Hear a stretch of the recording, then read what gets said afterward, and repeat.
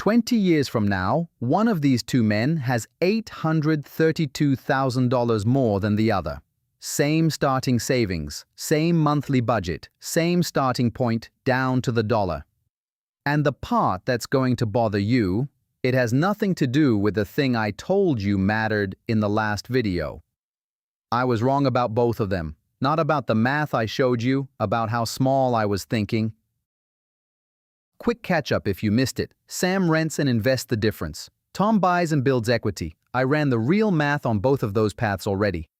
This video isn't a continuation of that exact story. It's a separate question I couldn't stop running afterward. What if the choice was never just rent versus buy? What if there was a third path sitting right between them and I just hadn't priced it out yet?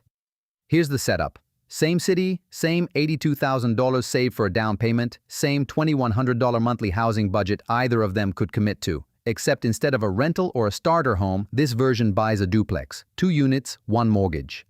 I'm doing it this way on purpose. If I just recalculated Tom's actual condo with a tenant bolted on, the comparison wouldn't mean anything to you. His down payment, his rate, his city aren't yours. A clean hypothetical, built on real, current-sourced numbers, is something you can actually swap your own city and your own rate into. That's the point of running it this way.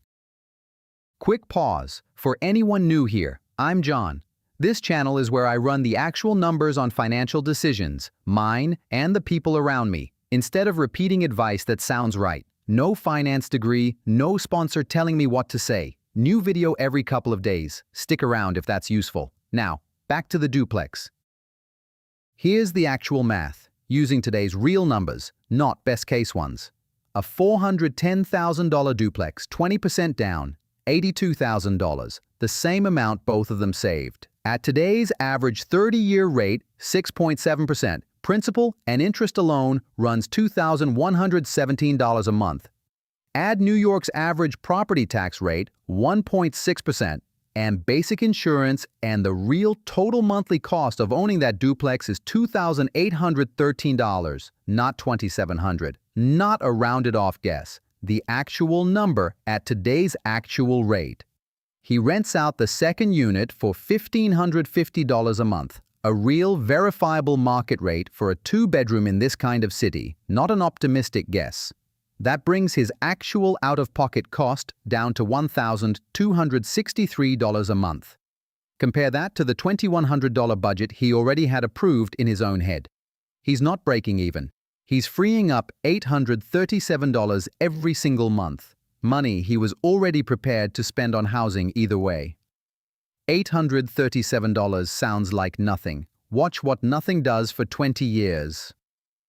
One more real detail, because I know some of you are already doing this math in your head. 20% down means no mortgage insurance sitting on top of this. That's a different structure than Tom's actual condo purchase, which used 5% down and carries PMI until the equity clears a threshold. Different down payment, different monthly math. That's part of why this is framed as its own separate scenario, not a continuation of his real numbers. Here's the advice that almost talked him out of it. The same advice I've repeated on this channel. Don't stretch for a bigger property than you actually need. On its own, that's not wrong. But that advice assumes the extra size costs you something every month. In this case, it doesn't. At the exact same $2,100 budget, without a tenant, he could only afford roughly a $300,000 property. With one, he affords a $410,000 one. For identical monthly risk to his wallet. The tenant isn't a bonus. The tenant is the entire mechanism that makes the bigger number possible. I'm not telling you to buy more house than you need. I'm telling you the rule has an exception nobody mentions. It only holds if nobody else is helping you pay for it. He doesn't spend it. He puts all $837 a month into a low-cost S&P 500 index fund, the same discipline Sam's been using since the last video, just with something meaningful to put into it now. And this is where I have to admit something. I compared renting and buying like it was a 2-horse race. It was never 2 horses. It was 3, and I hadn't priced the third one until I actually sat down and ran it. Honestly, I almost didn't run it. The idea of a tenant living 12 feet from where I sleep never appealed to me.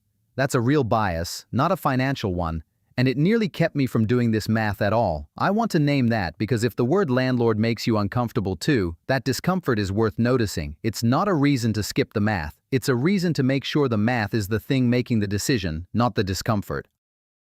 I'm not going to pretend this only goes one direction. In this same scenario, imagine the tenant moves out in month 14 and the unit sits empty for 6 weeks while it's relisted. That's roughly $2,100 of rent that never arrives. And for that stretch, the full $2,813 comes out of his own pocket.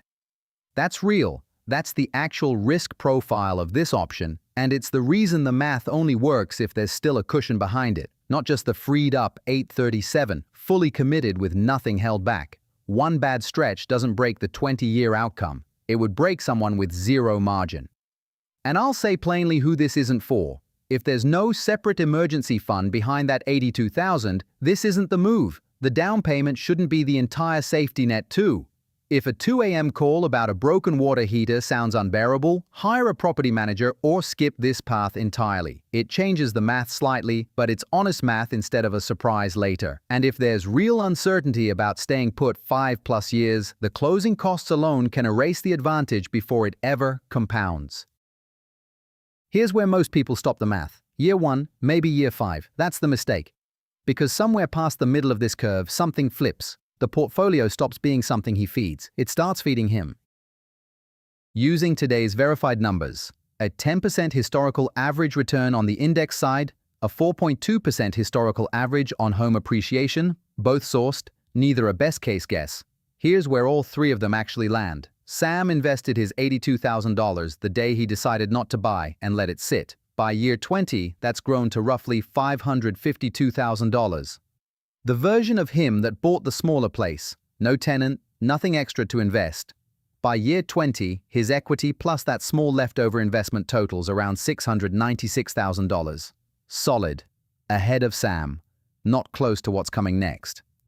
Halfway through, at year 10, the gap already tells a story, but not the full one yet. Duplex path. Around $511,000 combined. Original path. Around $305,000. Sam, around $213,000. Real separation, but nothing like what's still coming.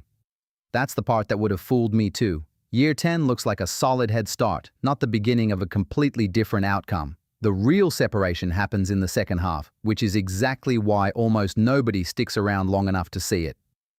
The duplex path, equity in the property, plus 20 years of that $837 monthly investment compounding, totals roughly $1,384,000. That's not a rounding difference from the other two. That's $832,000 ahead of Sam, $688,000 ahead of the version of himself who bought smaller.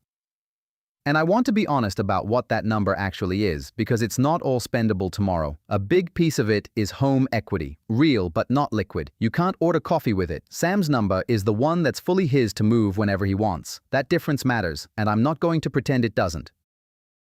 So here's the honest version. Vacancy costs real money, and I just showed you that. A bad tenant costs more than a good one saves. Rates move. Mine was locked at 6.7% the day I ran this. Yours might not be. And none of this works if that $837 doesn't actually make it into the account every single month instead of somewhere else.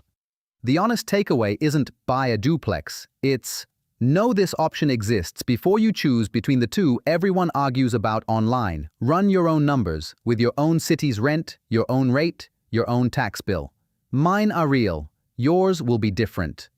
One more honest detail most videos skip, that $1,550 in rent isn't free money, it's taxable income, reported every year, even though depreciation and expenses usually soften what's actually owed on it. Talk to an actual accountant before you do this, not a YouTube video, including mine.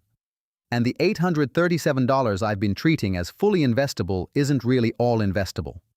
A responsible version of this sets aside a real maintenance reserve first. A roof, a water heater, and appliance eventually fails on someone else's schedule, not yours. Even after that reserve, the number that's actually left to invest still beats doing nothing with it. It's just not the whole 837, and pretending otherwise is exactly the kind of rounding error that gets people into trouble with their own money, a pattern I'll come back to soon.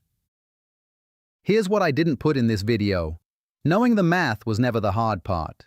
The hard part is staying disciplined the day something faster comes along. Something that promises to beat 20 years of this compounding in a single month.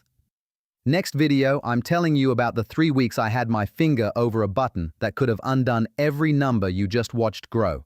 It's not a spreadsheet problem, it's a discipline problem, and it has a name. If this changed how you think about the choice between renting and buying, because it's honestly never just those two, subscribe. I break down a real decision like this every few days. Full math, sourced numbers, no agenda. Team Sam, Team Smaller House, or Team Duplex? Tell me below, and tell me why. I actually read the reasoning, not just the vote. See you soon.